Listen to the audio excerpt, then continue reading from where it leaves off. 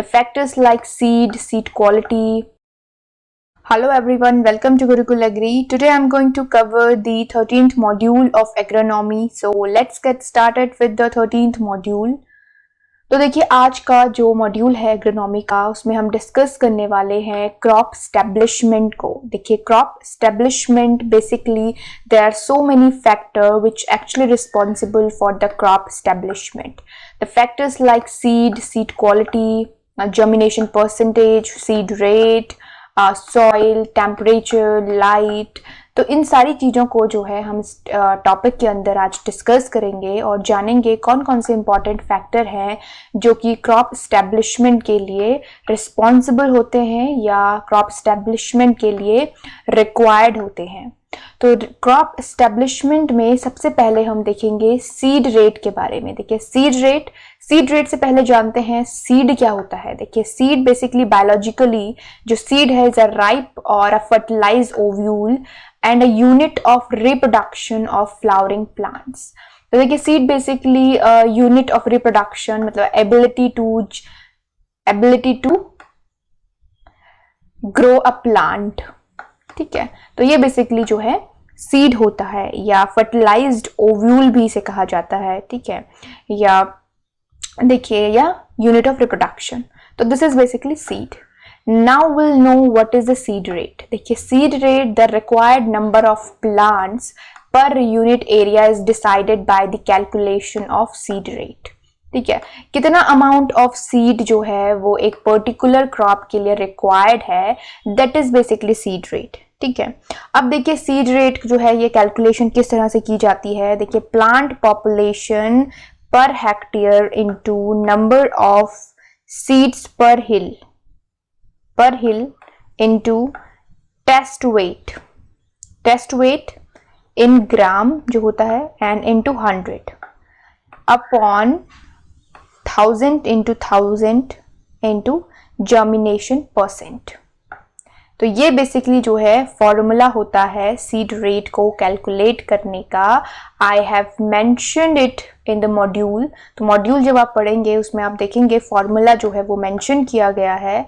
तो बेसिकली जो है आपको पता होना चाहिए what is basically the seed rate. और देखिए सीड रेट का डायरेक्टली रिलेशन होता है प्लांट पॉपुलेशन से.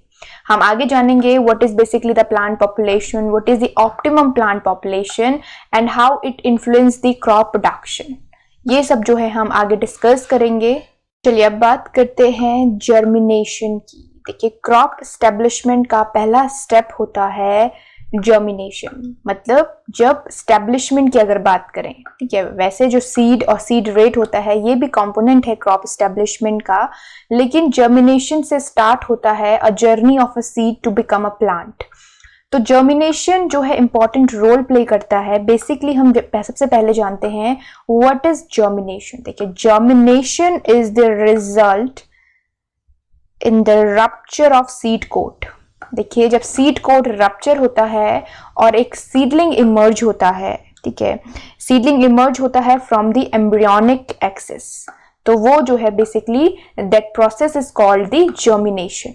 ठीक है, तो जर्मिनेशन जो है जब सीड जो है शो किया जाता है, देखिए ये जो इमेज है ये एक जर्मिनेशन प्रोसेस है. इसमें देखिए सीड को शो किया गया है सॉइल में. आफ्टर सम टाइम देखिए एम्ब्रियो से एक जो है ये जर्मिनेट होने स्टार्ट हो रहा है. उसके बाद देखिए सीड कोट रप्चर हो रहा है. सीड कोट जो है रप्चर हो रहा है और से धीरे धीरे करके जो है जो सीडलिंग है वो इमर्ज हो रहा है. ये देखिए कॉटिलेडन जो फर्स्ट लीफ होती है और इस तरह से देखिए फिर ये एक जो है फोलिएज लीव्स इससे निकलती है और तब जाके जो है ये एक पूरा सीडलिंग रेडी होता है. तो जो upper portion is a shoot portion and the lower portion is the root portion. तो ये होती है जर्मिनेशन प्रोसेस. ठीक है, और जर्मिनेशन इंपॉर्टेंट है. जर्मिनेशन का जो रेट होता है, जो परसेंटेज होता है जर्मिनेशन का, डिसाइड करता है क्रॉप का जो प्रोडक्शन होगा. देखिए जर्मिनेशन डायरेक्टली क्रॉप के प्रोडक्शन को इन्फ्लुएंस करता है by the germination percent.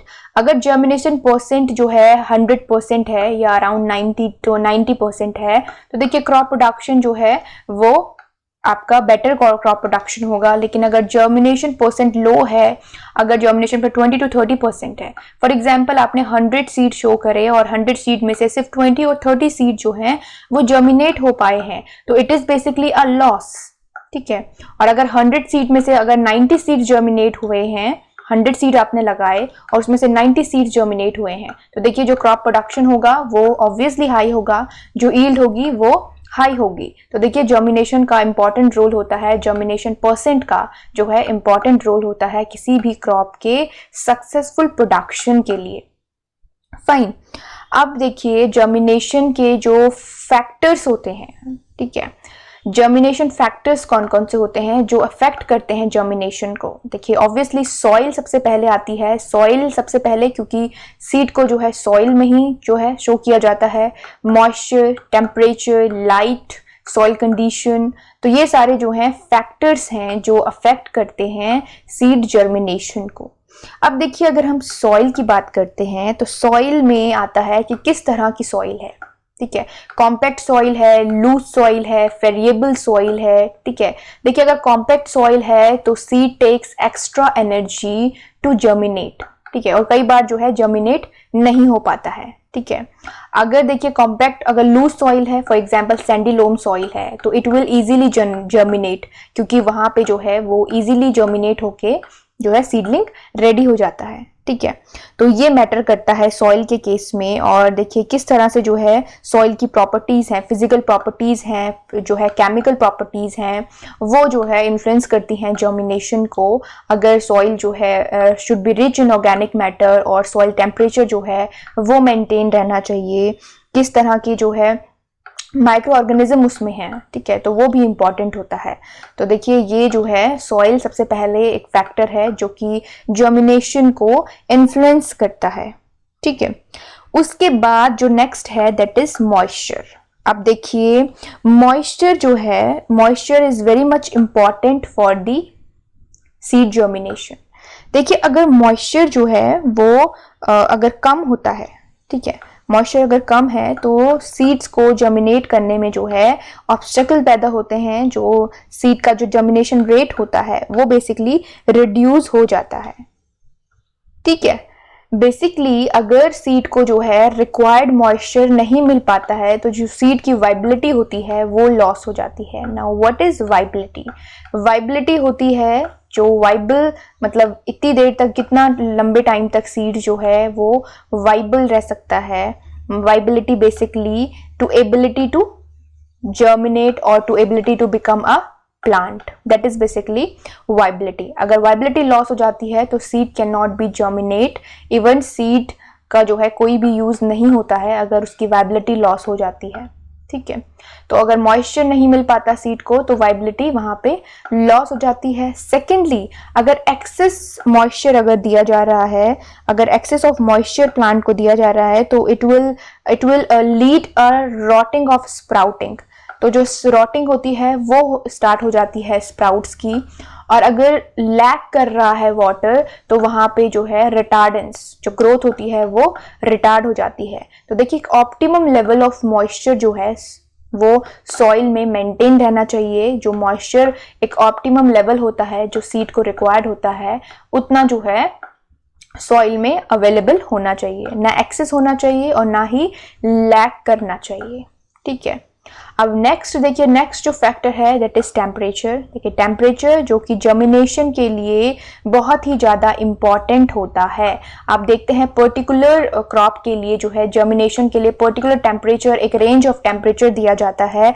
For example अगर मैं टेम्परेट क्रॉप की बात करूं तो टेम्परेट क्रॉप के लिए जो टेम्परेचर होता है अराउंड आपका 4 to 7 डिग्री सेल्सियस टेम्परेचर उनको रिक्वायर्ड होता है अपनी डोर्मेंसी को ब्रेक करने के लिए, ठीक है। तो ये जो है सीड के रिगार्डिंग है डोर्मेंसी जो है पर्टिकुलर क्रॉप्स को, कुछ जो टेम्परेट क्रॉप होती हैं उनको बेसिकली अपनी डोर्मेंसी ब्रेक करनी होती है, तो एक पर्टिकुलर रेंज ऑफ टेम्परेचर उनको रिक्वायर्ड होता है। तो इसी तरह से जो टेम्परेचर होता है वो भी इंपॉर्टेंट रोल प्ले करता है फॉर जर्मिनेशन, ठीक है। तो जो टेम्परेचर है वो भी ऑप्टिमम लेवल का होना चाहिए, ना जो है एक्सेस होना चाहिए और ना ही लैक करना चाहिए, ठीक है। अब देखिए नेक्स्ट जो है लाइट। अब देखिए लाइट जो है, लाइट पीरियड जिसे कहा जाता है, लाइट की इंटेंसिटी, लाइट की क्वालिटी बहुत मैटर करती है प्लांट्स के लिए। देखिए the most effective wavelength for the promoting germination rate is red. Red जो है मोस्ट अफेक्टिंग लाइट है और जो वेवलेंथ होती है it is around 662 nanometer and 730 nanometer. तो ये जो रेंज है ये मोस्ट अफेक्टेड वेवलेंथ की रेंज है जिसमें जो है जर्मिनेशन रेट जो है वो प्रमोट होता है। तो ये जो है रिक्वायर्ड होती है प्लांट के लिए, and intensity also, the quality also, fine. तो ये है लाइट। अब देखिए नेक्स्ट बात करते हैं सॉइल कंडीशन की। देखिए सॉइल कंडीशन, देखिए टिल्थ जो होती है वो बहुत ज़्यादा इंपॉर्टेंट है। सॉइल की कंडीशन मतलब सॉइल में जो टिल्थ है वो किस तरह से है, जो टीलेज ऑपरेशन हुए हैं वो किस तरह से है। रफ टीलेज कई बार होता है, रफली जो है फील्ड को प्लो किया जाता है, या जो है प्लो वेल लेवल्ड है तो वो भी मैटर करता है। अनइवन और इवननेस भी मैटर करती है। देखिए अगर जो फील्ड है वो यूनिफॉर्मली जो है मेंटेन किया गया है, इवनली उसे लेवल किया गया है, तो सीड को जो है सीड के लिए फेवरेबल कंडीशन होती है टू जर्मिनेट। अगर देखिए जो टोपोग्राफी है वो अनइवन है फील्ड में और जो टीलेज ऑपरेशंस किए गए हैं वो बहुत ही रफली जो है किए गए हैं, उसमें कोई भी प्राइमरी सेकेंडरी जो टीलेज होते हैं स्टेप बाय स्टेप जो किए जाते हैं, जिसमें एक प्रॉपरली सीड बेड प्रिपेयर किया जाता है क्रॉप के लिए, जिसमें जो है जो ऑब्स्टेकल्स होते हैं, मतलब फॉर एग्जांपल जो अदर एलिमेंट्स होते हैं फील्ड में, जो स्टबल्स होते हैं उनको रिमूव किया जाता है और एक वेरिएबल, एक क्लीन सीड बेड जो तैयार किया जाता है, वो कंडीशन बहुत मैटर करती है सीड रेट के लिए या सीड जर्मिनेशन के लिए, not for seed rate, for seed germination. तो देखिए अगर लेवल्ड फील्ड होगा तो लेवल्ड फील्ड में जो सीड हैं वो इवनली जर्मिनेट होंगे और इजीली जर्मिनेट होंगे, तो वो टिल्थ कंडीशन जो होती है वो वहां पे मैटर करती है। ठीक है, अब देखिए अगर जो है नेक्स्ट जो है डेप्थ की बात करते हैं। देखिए जो डेप्थ ऑफ शोइंग होती है वो भी बहुत इंपॉर्टेंट होती है। ठीक है, देखिए जो डेप्थ ऑफ शोइंग होती है अगर वो ऑप्टिमम है तो जर्मिनेशन के लिए ये फेवरेबल कंडीशन होती है, लेकिन अगर जो है बहुत डीप शोइंग की गई है तो वो जो है बहुत टाइम लेता है जर्मिनेट होने में, या कई बार जो है अगर टाइम पीरियड एक जर्मिनेशन का टाइम निकल जाए या जो है जर्मिनेट कई बार नहीं हो पाता। ठीक है, और बहुत अगर आपने ऊपर सॉइल में बहुत ही ऊपर शो किया है तो उससे जो है इंसेक्ट पेस्ट या जो बर्ड्स होती हैं या जो चींटियां होती हैं, एंड्स जो होती हैं, वो जो है इन सीड को नुकसान पहुंचाते हैं। ठीक है, तो एक ऑप्टिमम डेप्थ चूज की जाती है सीड को शो करने के लिए according to seed size, seed के साइज के अकॉर्डिंग। ठीक है, तो जो थंब रूल होता है सीड शो करने का वो ये होता है कि 3 to 4 times of diameter of seed. जो सीड का डायमीटर होता है उसके 3 और 4 टाइम जो है सीड को सॉइल में शो किया जाता है। ठीक है, और जो most of the field crop जो होती हैं उनके लिए जो डेप्थ चूज की जाती है optimum depth that is 3 to 5 centimetre. 3 to 5 centimetre के बीच में जो है फील्ड क्रॉप का सीड जो है वो शो किया जाता है, और अकॉर्डिंग टू सीड साइज ये वेरी करता है 3 से 5 सेंटीमीटर की डेप्थ के बीच में। ठीक है, तो देखिए डेप्थ ऑफ शोइंग भी जो है इंपॉर्टेंट होती है। फाइन, तो देखिए ये जो है आपकी सॉइल कंडीशन थी जिसमें टिल्थ और डेप्थ ऑफ शोइंग था। ठीक है, तो ये देखिए ये जर्मिनेशन हमने डिस्कस करा, जर्मिनेशन और जो फैक्टर जर्मिनेशन को अफेक्ट करते हैं। अब चलिए मूव करते हैं नेक्स्ट स्लाइड की तरफ। देखिए नेक्स्ट स्लाइड में क्रॉप एस्टेब्लिशमेंट के जो नेक्स्ट स्टेप है। देखिए crop establishment basically a good crop establishment is the one most important feature जो है क्रॉप प्रोडक्शन का। मैंने आपको पहले भी बताया कि क्रॉप एस्टेब्लिशमेंट जो है वो क्रॉप प्रोडक्शन का एक इम्पॉर्टेंट जो है स्टेप है, इम्पॉर्टेंट पॉइंट है regarding the crop production and which basically directly influence the crop production. अब देखिए क्रॉप प्रोडक्शन में सबसे जो इम्पॉर्टेंट पॉइंट आता है जर्मिनेशन के बाद, that is optimum plant population. Now what is optimum plant population? देखिए the number of plants occupied in the field. ठीक है, और ये जो है पर्टिकुलर क्रॉप के अकॉर्डिंग वेरी करता है, और ये जो नंबर ऑफ प्लांट है पर पर हेक्टेयर के बेसिस पे जो है ये कैलकुलेट किए जाते हैं। तो जो number of plants per hectare occupied होते हैं, minimum and maximum plant population, maximum plant population basically, that is basically the optimum plant population.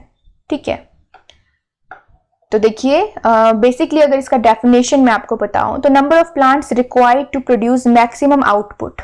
ठीक है, जो वो प्लांट पॉपुलेशन जो मैक्सिमम आउटपुट को ऑब्टेन करने के लिए जो है फील्ड में लगाई जाती है, that is basically optimum plant population. ठीक है, और सिर्फ अगर आपसे प्लांट पॉपुलेशन पूछा जाए तो plant population is basically the number of plants occupied per hectare of land या पर यूनिट एरिया। तो that is basically number of plants, सिर्फ प्लांट पॉपुलेशन अगर पूछी जाए। ठीक है, ऑप्टिमम अगर लग जाता है तो that is the plants required to produce maximum output, तो वो ऑप्टिमम प्लांट पॉपुलेशन होगी। ठीक, तो देखिए ये जो है इंपॉर्टेंट है क्रॉप एस्टेब्लिशमेंट के लिए, क्योंकि क्रॉप एस्टेब्लिशमेंट जो है is in the turn expressed as a optimum plant population.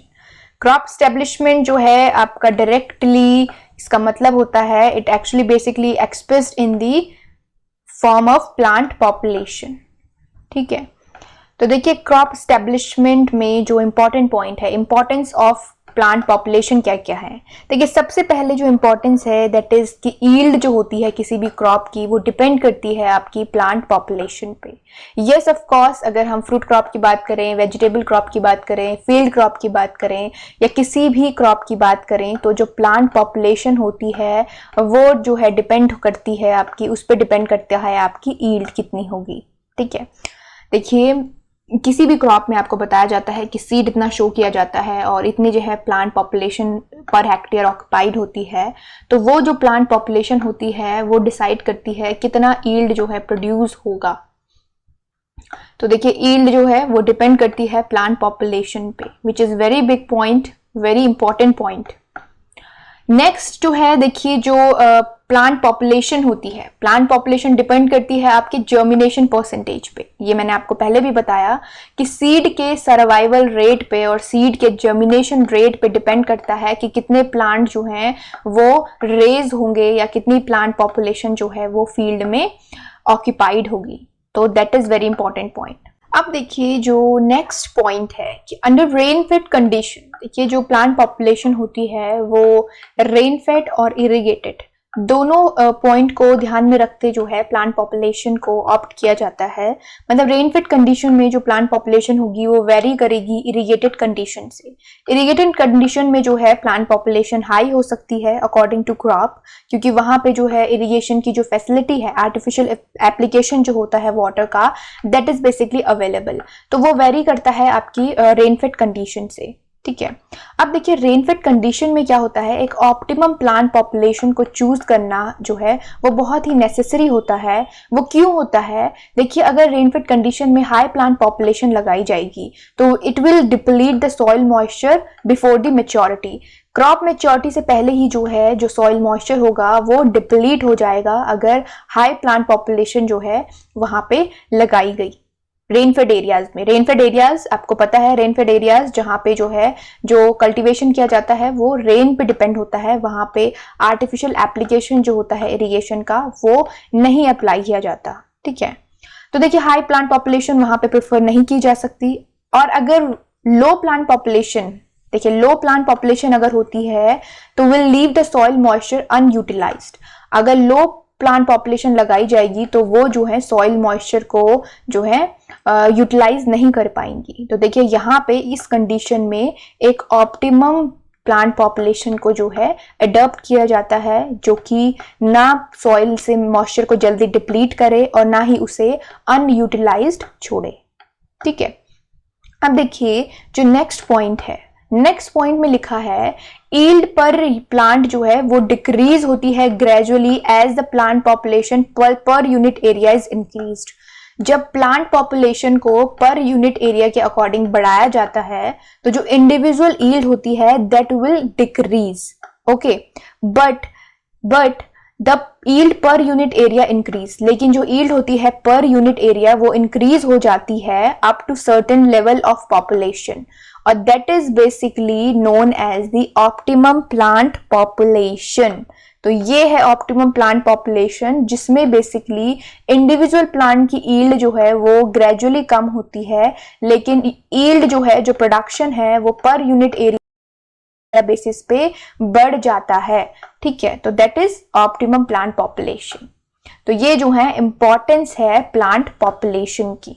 तो देखिए प्लांट पॉपुलेशन कितना इंपॉर्टेंट रोल प्ले करता है किसी भी क्रॉप के प्रोडक्शन में। तो ये था आपका एस्टेब्लिशमेंट में जो है ऑप्टिमम प्लांट पॉपुलेशन का रोल।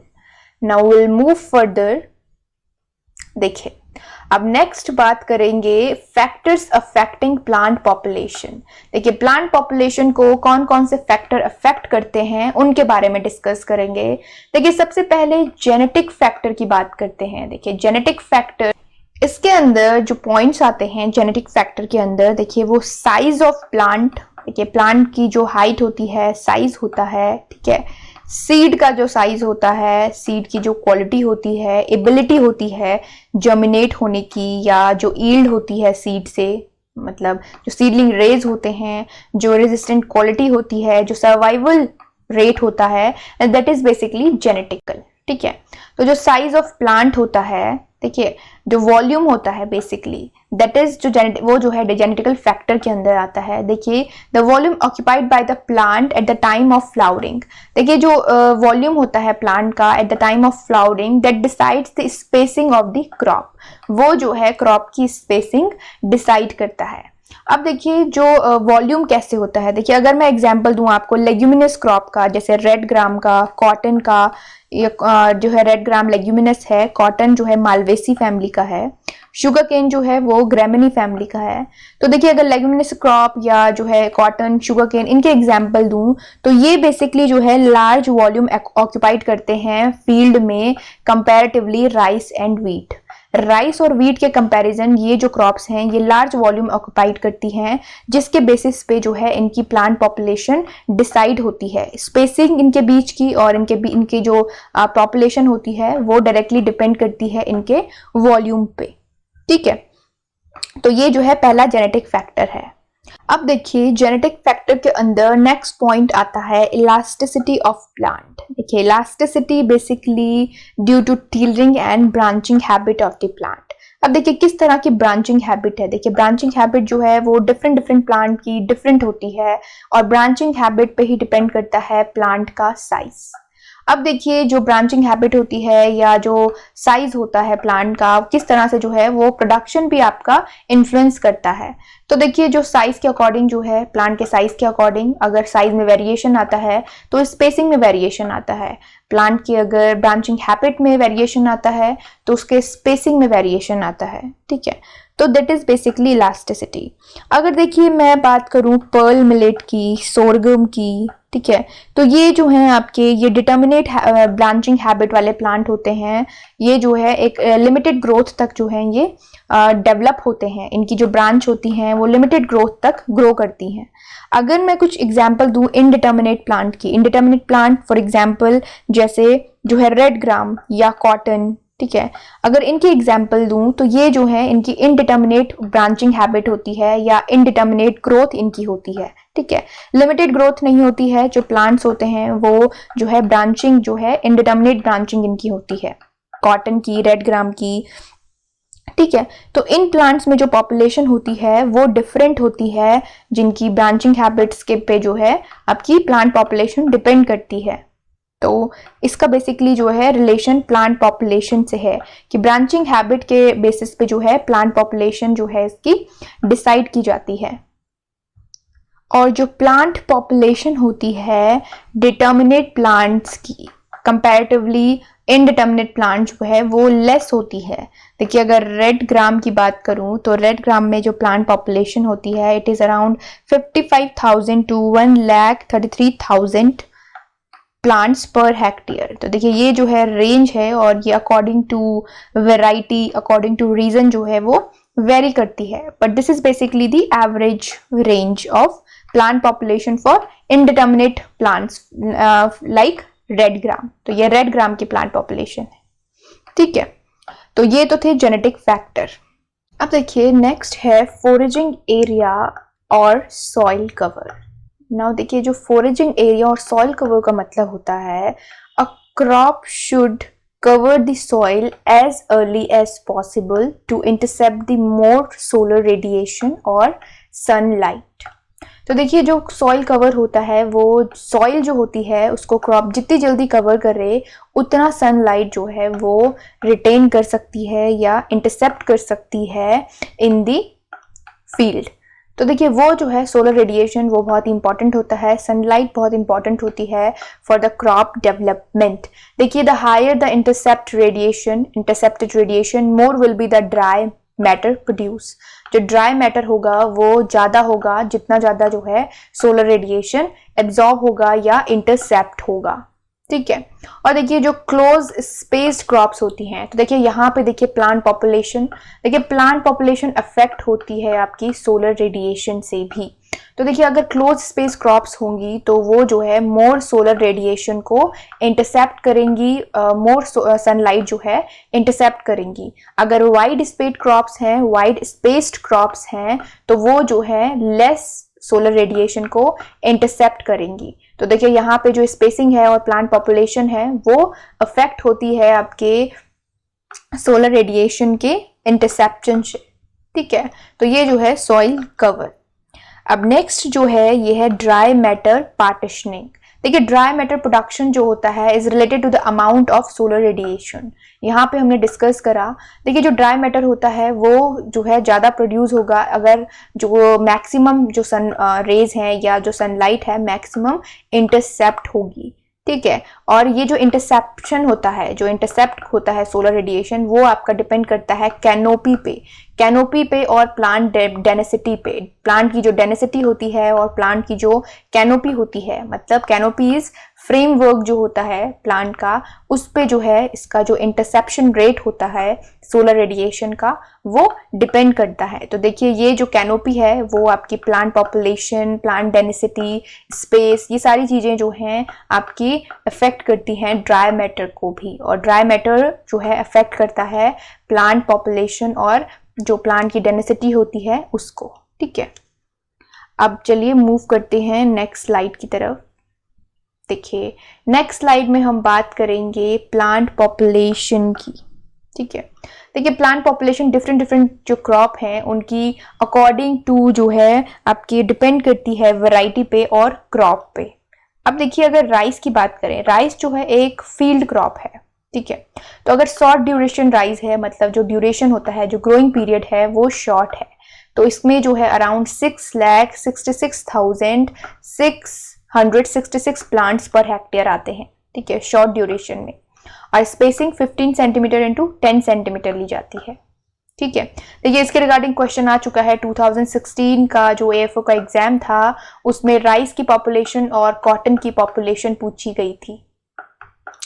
तो इम्पॉर्टेंट है, प्लांट पॉपुलेशन भी आपको पूछी जाती है एग्जाम में, ठीक है।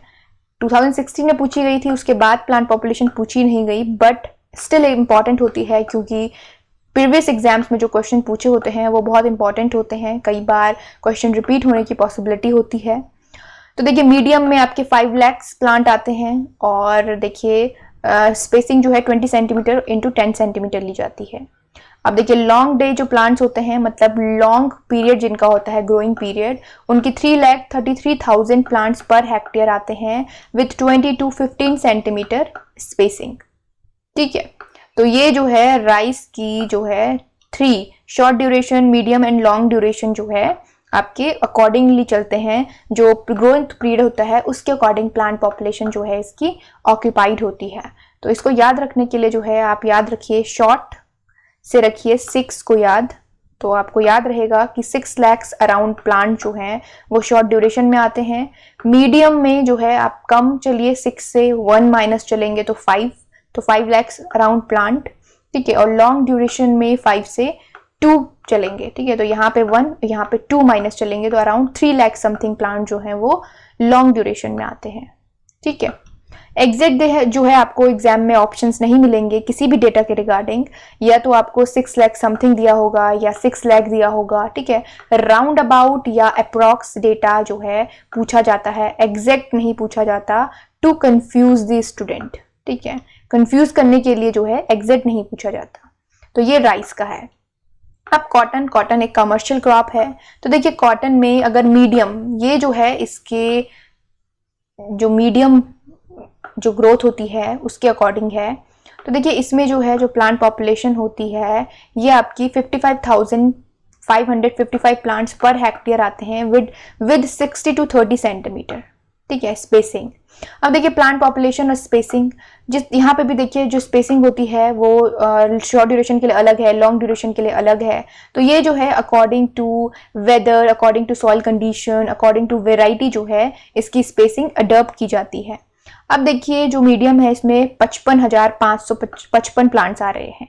अब देखिए लॉन्ग जो है, लॉन्ग में देखिए इससे 5 से कम 4, देखिए 44,444 प्लांट्स पर हेक्टेयर इसमें आ रहे हैं, ठीक है, और विथ 75 सेंटीमीटर टू 30 सेंटीमीटर। अगर हाइब्रिड की बात करें, हाइब्रिड वेराइटीज की बात करें, तो हाइब्रिड वेराइटीज में 18,518 प्लांट्स जो हैं पर हेक्टेयर आते हैं with 120 centimetre into 45 centimetre spacing. तो देखिए यहाँ पे भी जो है स्पेसिंग देखिए अलग अलग है फॉर डिफरेंट प्लांट पॉपुलेशन। अब नेक्स्ट बात करते हैं मेज की। देखिए मेज की जो वेराइटीज होती हैं उसमें देखिए आपका 83,333 प्लांट्स पर हेक्टेयर आते हैं विद 60 इंटू 20 स्पेसिंग, ठीक है। और देखिए hybrid plants 47,620 plants per hectare आते हैं विद 60 इंटू 35 सेंटीमीटर। तो इस तरह से जो है जो प्लांट पॉपुलेशन होती है वो प्लांट टू प्लांट, ठीक है, राइस में अलग है, कॉटन में अलग है, मेज में अलग है, ठीक है। तो स्पेसिंग भी अलग होती है, प्लांट टू प्लांट वेरी करती है, रीजन टू रीजन वेरी करती है, वेराइटी टू वेराइटी वेरी करती है, ठीक है। तो ये जो प्लांट पॉपुलेशन होती है ये आपकी जो क्रॉप टू क्रॉप जो है वेरी करती है, ठीक है। तो चलिए अब मूव करते हैं नेक्स्ट स्लाइड की तरफ। चलिए नेक्स्ट बात करते हैं एनवायरमेंटल फैक्टर्स के बारे में। देखिए एनवायरमेंटल फैक्टर्स के अंदर time of sowing, rainfall, irrigation, fertilizer application, seed rate, तो ये सारी जो हैं एनवायरमेंटल फैक्टर्स के अंदर आती हैं। अब देखिए जो टाइम ऑफ शोइंग होता है, सीड का जो शोइंग टाइम होता है, ठीक है, it's subjected to various weather condition, it's subjected to go through the various weather condition, ठीक है, when sown in a different period. तो जो टाइम ऑफ शोइंग होता है वो डिफरेंट वेदर कंडीशन से गो थ्रू करता है, जब सीड को जो है डिफरेंट टाइम जो है और डिफरेंट टाइम पे जो है शो किया जाता है।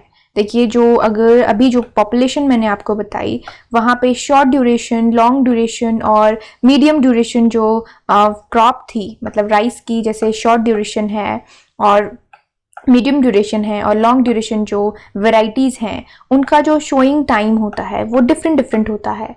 अगर शॉर्ट ड्यूरेशन वेराइटी है वो अगर जो है जल्दी लगाई जाती है तो जो मीडियम होती है उसका जो सीड शोइंग होता है वो डिफरेंट होता है, ठीक है, और लॉन्ग ड्यूरेशन का थोड़ा लेट पीरियड होता है शोइंग का। तो वहाँ पे जो क्रॉप होती है वो डिफरेंट वेदर कंडीशन से गो थ्रू करती है। For example weather factors like day length, light, temperature, ठीक है। देखिए अगर टेम्परेचर ऑप्टिमम है तो प्लांट जो है वो अच्छे से ग्रो करेगा, या जो सीड शोइंग है, जर्मिनेशन जो परसेंट है वो अफेक्ट नहीं होगा। लेकिन अगर लो टेम्परेचर है तो रिटार्ड जो है, ग्रोथ रिटार्ड हो जाती है। अगर जो डे लेंथ है, लाइट की क्वालिटी है, इंटेंसिटी है वो प्रॉपर नहीं है तो that is also harmful for the seed germination as well for the seedling, ठीक है। तो टाइम शोइंग जो है एनवायरमेंटल फैक्टर जो कि अफेक्ट करता है डायरेक्टली प्लांट पॉपुलेशन को। नेक्स्ट जो है रेनफॉल। देखिए रेनफॉल और इरिगेशन। देखिए अगर फ्रिक्वेंट रेनफॉल होता है जिन एरियाज में, या जो है इरिगेशन की सफिशिएंट अवेलेबिलिटी होती है इरिगेशन एप्लीकेशन की, तो वहाँ पे जो प्लांट पॉपुलेशन होती है वो बेसिकली हाई ली जाती है। हाई प्लांट पॉपुलेशन जो है वहाँ पे बेसिकली रिकमेंड की जाती है। और अगर देखिए अंडर रेनफेड जो है वो प्लांट पॉपुलेशन मैंने आपको बताया कि कम ली जाती है कंपैरेटिवली रेनफॉल एरियाज के और इरिगेटेड एरियाज के, क्योंकि वहाँ पे एक ऑप्टिमम प्लांट पॉपुलेशन को ऑप्ट करना is very much important practice in terms of crop production, ठीक है। तो देखिए जो इरिगेटेड और रेनफॉल एरियाज होते हैं वहां पे हायर प्लांट पॉपुलेशन को रेकमेंड किया जाता है ताकि जो है जो क्रॉप प्रोडक्शन है उसको इंक्रीज किया जा सके। ठीक है। अब देखिए जो नेक्स्ट पॉइंट है, देखिए जो मोर प्लांट डेंसिटी जब होती है the more water is lost through the transpiration. तो ये भी जो है एक पॉइंट है कि जब प्लांट डेंसिटी ज़्यादा होती है तो ट्रांसपिरेशन रेट जो है वो ज़्यादा होता है। ठीक है। तो देखिए रेनफॉल और इरिगेशन भी आपकी प्लांट पॉपुलेशन को या रेनफेड कंडीशन जो होती हैं प्लांट पॉपुलेशन को क्या करती हैं, वो इन्फ्लुएंस करती हैं प्लांट पॉपुलेशन को। ठीक है। अब नेक्स्ट जो है फर्टिलाइजर एप्लीकेशन। देखिए फर्टिलाइजर एप्लीकेशन जो है, देखिए nutrient Uptake increase the optimum plant population. जो न्यूट्रिएंट अपटेक होता है वो क्या करता है, बेसिकली इंक्रीज करता है प्लांट पॉपुलेशन को। ठीक है। Higher plant population is necessary to fully utilize higher level of nutrient in the soil to release higher yield. अब देखिए सॉइल में जो न्यूट्रिएंट होते हैं उनको यूटिलाइज करने के लिए एक ऑप्टिमम प्लांट पॉपुलेशन का फील्ड में होना इज वेरी मच नेसेसरी। ठीक है। और देखिए अगर लो प्लांट पॉपुलेशन होगी तो जो न्यूट्रिएंट्स होंगे वो यूटिलाइज नहीं हो पाएंगे, और अगर हायर प्लांट पॉपुलेशन होती है, मतलब बहुत ज़्यादा प्लांट पॉपुलेशन है, तो वो क्या करेगी, सॉइल को एग्जॉस्ट कर देगी। तो ये जो है एक ऑप्टिमम प्लांट पॉपुलेशन जो है फील्ड में होना नेसेसरी होता है। और न्यूट्रिएंट भी काफ़ी हद तक प्लांट पॉपुलेशन को इन्फ्लुएंस करते हैं। देखिए जो अवेलेबिलिटी होती है न्यूट्रिएंट की वो यूनिफॉर्मली प्लांट्स के लिए अवेलेबल होना बहुत ही ज़्यादा ज़रूरी होता है। और जो प्लांट्स होते हैं उन्हें न्यूट्रिएंट की रिक्वायरमेंट जो है वो throughout the growth period होती है, from the germination to harvesting. तो ये सारी जो प्रॉपर्टीज होती हैं सॉइल में होना नेसेसरी होता है, क्योंकि अगर लो फर्टिलिटी है सॉइल में तो फिर जो है हायर प्लांट पॉपुलेशन क्या करेगी, सॉइल को एग्जॉस्ट कर देगी एंड देन न्यूट्रिएंट डिफिशिएंसी जो है वो कॉज होने लगती है। तो ये जो है अनदर फैक्टर है फर्टिलाइजर एप्लीकेशन। उसके बाद देखिए नेक्स्ट जो आता है आपका seed rate, sorry not fertilizer application, it is seed rate. देखिए सीड रेट जो है वो quantity of seed sown per unit area जिसे कहा जाता है कि पर यूनिट एरिया में कितना सीड जो है वो शो किया जाता है। देखिए ये जो है सीड रेट डिपेंड करता है क्रॉप वैरायटी पे, क्रॉप की जो सीड्स होता है उसके साइज पे। ठीक है। और मेथड पे, कौन सा मेथड जो है अडॉप्ट किया जा रहा है उस पे डिपेंड करता है कि कितना सीड रेट जो है वो पर्टिकुलर क्रॉप के लिए लिया जाएगा।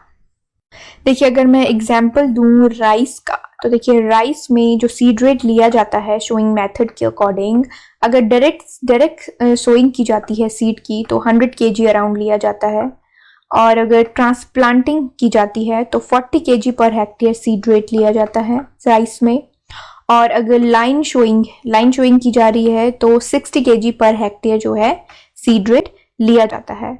तो देखिए जो सीड रेट है वो शोइंग मेथड के अकॉर्डिंग वेरी कर रहा है। ये जो है वैरायटी के अकॉर्डिंग भी वेरी करता है। अगर जो है हाइब्रिड वैरायटी है तो उसका सीड रेट अलग होगा, अगर कोई लॉन्ग ड्यूरेशन वैरायटी है तो उसका सीड रेट भी जो है वो अलग होगा, और ये डायरेक्टली इन्फ्लुएंस करेगा आपकी प्लांट पॉपुलेशन को। ठीक है। तो ये भी एक फैक्टर है जो कि प्लांट पॉपुलेशन के लिए इम्पॉर्टेंट है। अब चलिए मूव करते हैं नेक्स्ट स्लाइड की तरफ। देखिए नेक्स्ट स्लाइड में बात करेंगे प्लांट जियोमेट्री की। देखिए इस स्लाइड में जो प्लांट जियोमेट्री होती है उसको डिस्कस करेंगे। बेसिकली प्लांट जियोमेट्री होती क्या है? देखिए प्लांट जियोमेट्री होती है arrangement of the plants in different rows and columns. जो रोज एंड कॉलम्स में अरेंजमेंट होता है प्लांट का और जो स्पेसिंग होती है वो सारे जो है आपके प्लांट जियोमेट्री के अंदर आती है। Basically it is the arrangement and maintaining the distance between plants and the rows is called the plant geometry to obtain the maximum production of the crop। ठीक है। क्रॉप का मैक्सिमम प्रोडक्शन किया जाए और इजीली मैनेजमेंट किया जा सके, इसीलिए जो है क्रॉप जियोमेट्री को अडॉप्ट किया जाता है। और there are different crop geometry that is adopted by the farmer. तो अब देखिए यहाँ पे प्लांट जियोमेट्री के बाद हम डिस्कस करेंगे कि कितने जो है डिफरेंट जो क्रॉप जियोमेट्रीज होती हैं। ठीक है। सबसे पहले रैंडम प्लांट ज्योमेट्री। देखिए रैंडम का मतलब होता है यहाँ पे कोई भी स्पेसिफिक जो है स्पेसिंग, स्पेसिफिक मेथड यूज नहीं हो रहा है। It is basically random plant geometry में जो है ब्रॉडकास्टिंग मेथड को अडॉप्ट किया जाता है। ब्रॉडकास्टिंग का मतलब होता है कि इसमें कोई भी स्पेसिंग, कोई भी मेजरमेंट नहीं लिया जाता। सीड को डायरेक्टली जो है स्प्रिंकल टाइप किया जाता है जो है फील्ड में। आपने देखा होगा कि फार्मर जो है हाथ से जो है छिड़काव सा करता है सीड का फील्ड में, तो that is basically the broadcasting method. ठीक है, और ये रैंडम ज्योमेट्री इसमें होती है। इसमें कोई भी जो है सीड का कोई भी जो है डिस्टेंस या जो होती है डेप्थ या जो है प्लांट के बीच का डिस्टेंस, रोज के बीच का डिस्टेंस जो है इसमें नहीं लिया जाता। तो दैट इज रैंडम ज्योमेट्री। ठीक है, नेक्स्ट जो आती है स्क्वायर प्लांटिंग मेथड। देखिए स्क्वायर प्लांटिंग में जो है the plants are sown at equal distance on either side. एक जो है स्क्वायर बनाया जाता है। फॉर एग्जाम्पल यहाँ पे भी प्लांट होगा, यहाँ पे भी प्लांट होगा, यहाँ पे भी प्लांट, और यहाँ पे भी जो है प्लांट होगा। ठीक है, और देखिए जो रैंडम प्लांट ज्योमेट्री है ये बेसिकली जो है एनुअल क्रॉप्स के लिए अडॉप्ट की जाती है फ्रिक्वेंटली। एनुअल क्रॉप्स जो सीजनल क्रॉप्स होती हैं, एक सीजन में ही अपनी लाइफ साइकिल को कंप्लीट कर लेती हैं। ठीक है, और स्क्वायर ज्योमेट्री जो होती है, ये वाला जो इमेज है ये स्क्वायर ज्योमेट्री का है। देखिए यहाँ पे जो है स्क्वायर ज्योमेट्री में क्या किया गया है, स्क्वायर फॉर्म हुआ है। ठीक है, स्क्वायर फॉर्म हुआ है। ये अगर 3 मीटर है तो ये भी 3 मीटर होगा, ये भी 3 मीटर होगा, ये भी 3 मीटर होगा। ठीक है, मीटर यहाँ पे बताया गया है, सेंटीमीटर भी हो सकता है, वो डिपेंड करता है कि कितनी स्पेसिंग ली गई है। तो यहाँ पे भी देखिए एक इस कॉर्नर में प्लांट है, इस कॉर्नर में, इस कॉर्नर में और इस कॉर्नर में, तो ये एक स्क्वायर फॉर्म कर रहे हैं। तो this is basically square plant geometry. और ये बेसिकली जो है पेरिनियल क्रॉप्स जो होती हैं या जो है क्रॉप्स लाइक कोकोनट, बनाना, इनके लिए बेसिकली जो है ये जो स्क्वायर प्लांटिंग होती है अडॉप्ट की जाती है। ठीक है, और ये जो स्क्वायर प्लांटिंग होती है इसका एडवांटेज है that the light is uniformly available for each and every plant और each and every component in it. ठीक है, तो इसमें जो है इंटरक्रॉपिंग भी इजीली मैनेजेबल है। यहाँ पे जो है फिलर प्लांट्स लगाए जाते हैं। ठीक है, इंटरक्रॉपिंग भी जो है इसमें इजीली जो है मैनेज की जा सकती है, मैनेजेबल है। तो यहाँ पे जो मैनेजमेंट है वो बेसिकली जो है बहुत ही इजी होता है स्क्वायर प्लांटिंग में। ठीक है, तो ये जो है स्क्वायर प्लांटिंग है। अब देखिए हम नेक्स्ट स्लाइड में मूव करते हैं, पर नेक्स्ट स्लाइड में मूव करने से पहले जो है जो अदर मेथड होते हैं जो हम नेक्स्ट स्लाइड में डिस्कस करने वाले हैं। देखिए ये जो है ये रेक्ट एंगुलर है, रेक्टेंगुलर। ठीक है, इसमें क्या होता है कि जो इस जो साइड्स फेस कर रही होती हैं दैट हैज सेम डिस्टेंस। ठीक है, जैसे 3 मीटर इधर होगा तो 3 मीटर इधर, और 2 मीटर जो है इस साइड का और 2 मीटर इस साइड का। तो ये रेक्टेंगुलर मेथड होता है, रेक्टेंगुलर मेथड। और ये है ट्राइंगुलर मेथड। तो इसमें देखिए ट्राइंगल फॉर्म हो रहा है। ठीक है, रेक्टेंगुलर मेथड में भी ट्राइंगुलर फॉर्म हो सकता है। देखिए यहाँ पे ही जो है ट्राइंगुलर फॉर्म होगा रेक्टेंगुलर में। तो ये जो है मेथड है रेक्टेंगुलर के अंदर आते हैं, ट्राइंगुलर और रेक्टेंगुलर। तो चलिए अब मूव करते हैं नेक्स्ट स्लाइड की तरफ। देखिए इस स्लाइड में बात करते हैं रेक्टेंगुलर मेथड ऑफ सोइंग। देखिए रेक्टेंगुलर में सबसे पहले बात करते हैं सॉलिड रो प्लांटिंग की। देखिए सॉलिड रो प्लांटिंग में जो है रोज होती हैं, रोज फॉर्म की जाती हैं। There are no columns, columns नहीं होते, रोज होती हैं। ठीक है, देखिए रोज इस तरह से होती हैं। ठीक है, कॉलम्स इसमें नहीं जो है फॉर्म किए जाते हैं। अब देखिए जो इसमें रोज फॉर्म की जाती हैं, देखिए each row will have no proper spacing between plants. इसमें जो है रोज तो फॉर्म की जाती हैं, ठीक है, लेकिन प्लांट्स के बीच का जो स्पेसिंग होता है that is not basically definite. ठीक है, वो डेफिनेट नहीं होता है। सिर्फ जो रोज होती हैं उनके बीच की स्पेसिंग जो है वो डेफिनेट होती है। और ये बेसिकली एनुअल क्रॉप्स के लिए फॉलो किया जाता है विच हैव टिलरिंग पैटर्न। तो ये जो एनुअल क्रॉप्स होती हैं, annual crops like wheat, rice, इनमें जो है ये जो सिस्टम है सॉलिड रो प्लांटिंग का वो फॉलो किया जाता है। ठीक है, और इसमें जो है रोज होती है, कॉलम नहीं होते, और प्लांट्स के बीच का जो स्पेसिंग होता है दैट इज नॉट प्रॉपर। अब देखिए नेक्स्ट जो है it is paired row arrangement. ठीक है, और इसको जो है it is also a rectangular arrangement. देखिए रेक्टेंगुलर के अंदर ही डिस्कस कर रहे हैं हम पेयर्ड रो अरेंजमेंट को। अब देखिए पेयर्ड रो अरेंजमेंट जो है पहले भी मैंने हॉर्टिकल्चर क्रॉप में डिस्कस करा है, या अदर्स जो मॉड्यूल्स हैं उनमें मैंने पेयर्ड रो सिस्टम डिस्कस करा है, लेकिन फिर भी यहाँ पे मैं आपको इसे जो है एक्सप्लेन करती हूँ। देखिए पेयर्ड रो का मतलब जो इसका मीनिंग है वही है। देखिए अगर मैं एग्जांपल दूं वीट का, तो देखिए वीट की 2 रो यहाँ पे बनाई जाएंगी, ठीक है, रो के बीच डिस्टेंस दिया जाएगा एंड देन दूसरी रो बनाई जाएगी, ठीक है, फिर डिस्टेंस दिया जाएगा, फिर 2 रो बनाई जाएंगी। तो जो रोज होती हैं वो पेयरिंग की जाती है, ठीक है। देखिए जैसे शुगर केन का एग्जांपल दूं तो शुगर केन में जैसे 2 रोज बनाई शुगर केन की, देन स्पेसिंग दी, देन 2 रोज शुगर केन की बनाई, देन स्पेसिंग दी, then another 2 rows and then spacing, ठीक है। तो ये होता है पेयर्ड रो सिस्टम, ठीक है।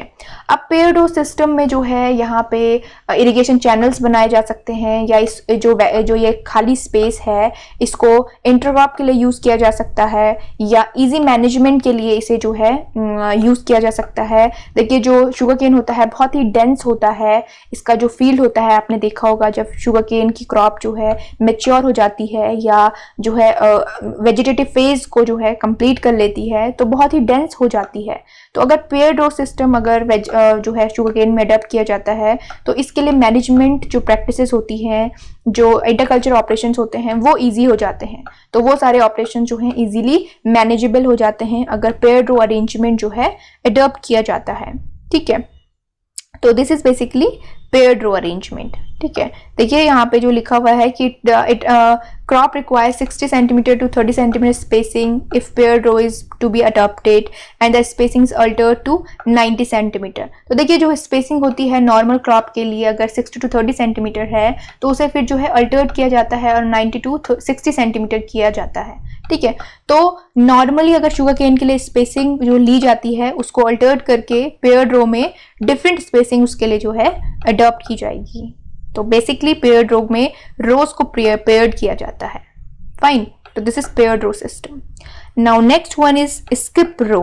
देखिए स्किप रो में क्या किया जाता है, स्किप रो में फॉर एग्जांपल वीट का फील्ड है, वीट के फील्ड में जो है वीट लगाया गया है, अगर उसमें किसी इंटरक्रॉप को या अदर क्रॉप को लगाना हो तो वीट की एक रो को स्किप किया जाएगा और उसमें जो है another crop for example mustard को लगाया जाएगा, ठीक है। तो फिर अनदर जो है वीट रोज लगाई जाएंगी और फिर जो है 3 to 4 रो के बाद जो है एक रो जो है वो मस्टर्ड की लगाई जाएगी। तो that is skip row cropping, ठीक है। और ये भी जो है अडॉप्ट की जाती है डिफरेंट क्रॉप में जो है इसे अडॉप्ट किया जाता है, ठीक है। लेकिन यहाँ पे जो है क्या होता है मेन क्रॉप की जो पॉपुलेशन होती है वो रिड्यूस हो जाती है, ठीक है। तो दिस इज स्किप रो। चलिए नेक्स्ट देखिए ट्राइंगुलर मेथड ऑफ प्लांटिंग। देखिए इसका इमेज मैंने आपको जो है प्रीवियस स्लाइड में दिखाया था जिसमें ट्राइंगुलर फॉर्म किया जाता है। यहाँ पे प्लांट लगाया जाएगा, यहाँ पे प्लांट लगाया जाएगा और देखिए यहाँ बीच में भी जो है प्लांटिंग की जा सकती है, ठीक है। तो देखिए triangular method basically wide spaced crop के लिए जो है अडॉप्ट किया जाता है। क्रॉप्स लाइक कोकोनट, मैंगो, इनके लिए जो है ये ट्राइंगुलर जो मेथड होता है प्लांटिंग का उसे रेकमेंड किया जाता है, एज वेल जो है उसे प्रैक्टिस किया जाता है। तो this is triangular method of planting. So this is all about the plant geometry we have discussed in detail. So here the module number 13th of agronomy is completed.